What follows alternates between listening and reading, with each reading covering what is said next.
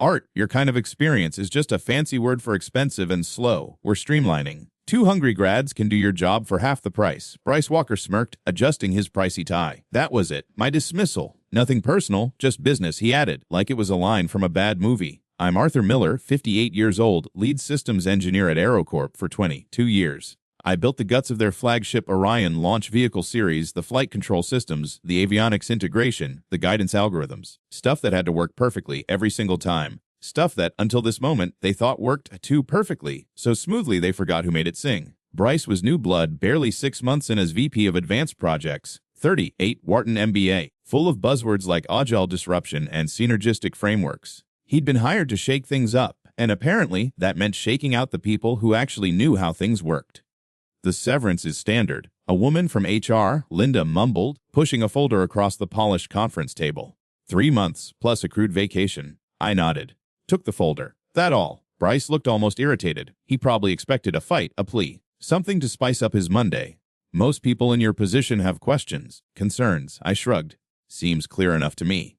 He exchanged a look with Linda. They didn't get it. I wasn't angry. Not yet. I was just empty. Done. Well, Bryce recovered. We'll need your cooperation for the transition. The new team will require insights into the Orion architecture. Perhaps a short-term consulting gig. I'll consider it, I said. Knew I wouldn't. We shook hands. His was damp. Mine was steady. I went back to my office. 22 years of pioneering work, diagrams, test reports, the worn coffee mug Sarah gave me. It all fit into 2 cardboard boxes. A few colleagues peeked out, quickly looked away. Fear was contagious. As I drove out of the AeroCorp complex, past the hangar housing the latest Orion prototype, my phone buzzed. A text from Sarah Chen, my best flight controls engineer, Art. What happened? The team's in shock. I didn't reply. At home, my wife, Carol, saw the boxes. She just hugged me. Their loss, she said. What now? Something will come up, I said, trying to believe it. What Bryce Walker, with his MBA and his PowerPoint presentations, didn't understand what he hadn't bothered to ask was that the Orion system wasn't just built by me. Large parts of it were me, living in undocumented algorithms and hardware quirks only I knew. General Peterson, AeroCorp's founder, always said, document the critical paths, Art.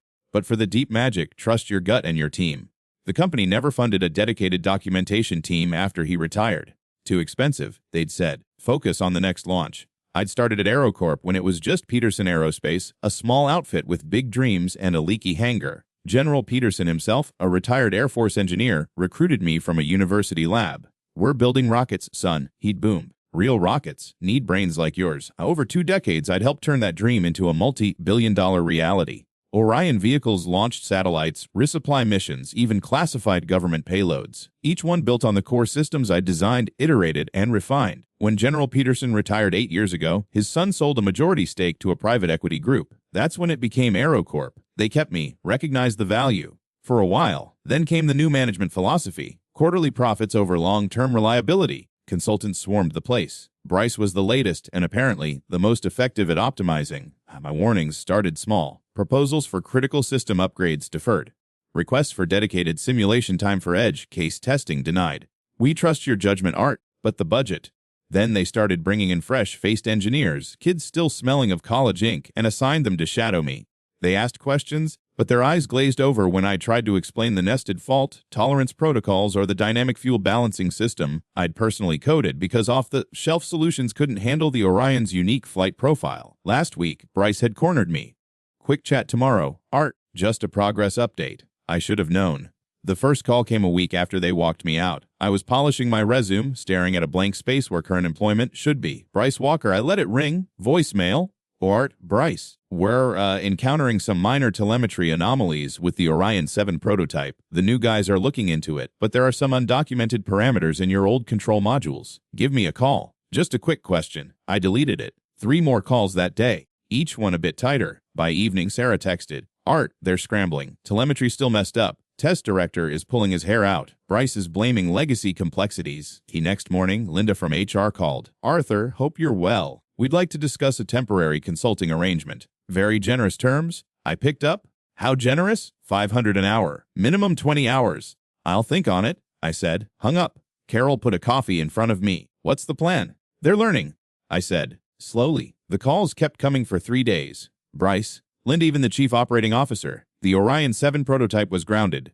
Pre-flight checks kept failing with weird error codes. Critical path simulations were crashing. No one could figure out why. I stayed silent. On the fourth day, an email. Different source. Evelyn Reed, CEO of Novastar Dynamics. A smaller, nimbler competitor, but ambitious. They'd been making waves with some innovative satellite deployment tech. Hey, Mr. Miller at Reed. Heard you're a free agent. We at Novastar have long admired your work on the Orion systems. Would you be open to a conversation? We're embarking on a next-generation heavy lift vehicle program, I replied. Set a meeting. That evening, Bryce Walker showed up at my front door. Unannounced, his expensive suit was rumpled. His usually slicked back hair had a rebellious tuft. Art, sorry to barge in. It's an emergency. The Orion 7, the entire guidance system is FUBAR. We've had a major data corruption in the primary test sequence. The backups they're not restoring cleanly. We think it's something deep in the core logic. Something only you'd know.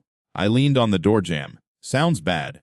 It is bad. The board's breathing down my neck. The client for this launch is threatening penalties. We need you. Name your price. Consulting fee $1,000 an hour. $2,000. I thought about the 2 boxes in my garage. 22 years. I thought about expensive and slow. I thought about General Peterson's faith in me and how these new clowns had pissed it all away. Sorry to hear about your troubles, Bryce, I said, my voice even.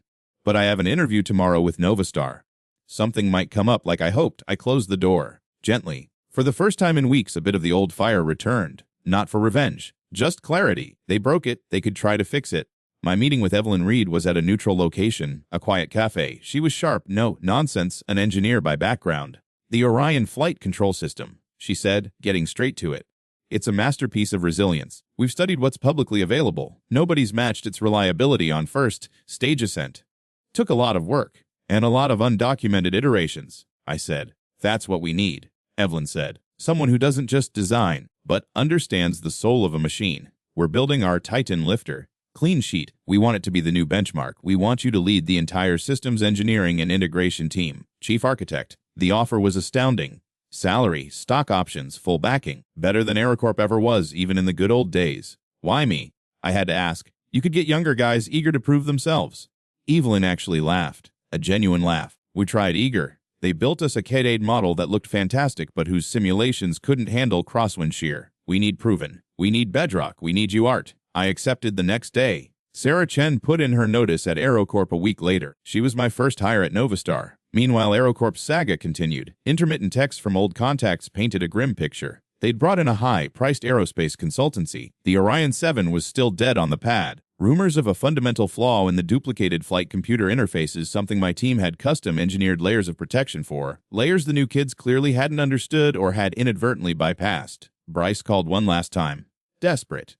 Please. They're talking about scrapping the whole Orion 7 vehicle. The losses will be catastrophic. The consultants say the core logic is uniquely architected. They can't reverse engineer your fail-safe sequences without risk of permanent damage. I was at my new desk at Novastar, sketching out the Titan's primary avionics bus.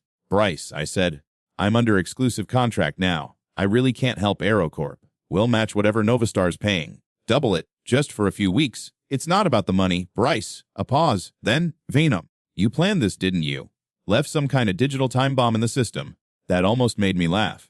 The system is precisely as robust and complex as it needed to be, Bryce, and precisely as I left it. Its stability depended on understanding it. I offered a detailed handover. You declined. You said your new team was smart. I hung up. No anger. Just a faint wariness. Some people only learn by crashing and burning. A month later, Sarah and I were knee-deep in the Titan's initial design review. Alan Jenkins, another senior engineer I'd mentored at AeroCorp, showed up at Novastar's lobby. He'd quit AeroCorp too. It's a disaster over there, Art, he said over coffee. They tried to force a patch into the Orion 7's guidance. Caused a power surge. Fried half the custom avionics boards. They're irreplaceable. No spares with that exact custom firmware. He shook his head.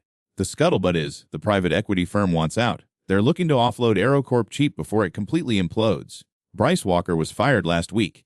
It all made sense. The cost-cutting, the dismissal of experienced staff. They were dressing up a pig for sale, and Bryce was the butcher who'd accidentally killed it. Westwind Satellites, their biggest commercial client, just pulled their launch manifest. Alan added, they are looking for a new provider. That afternoon, Evelyn Reed called me and Sarah into her office. Westwind just approached us, she said.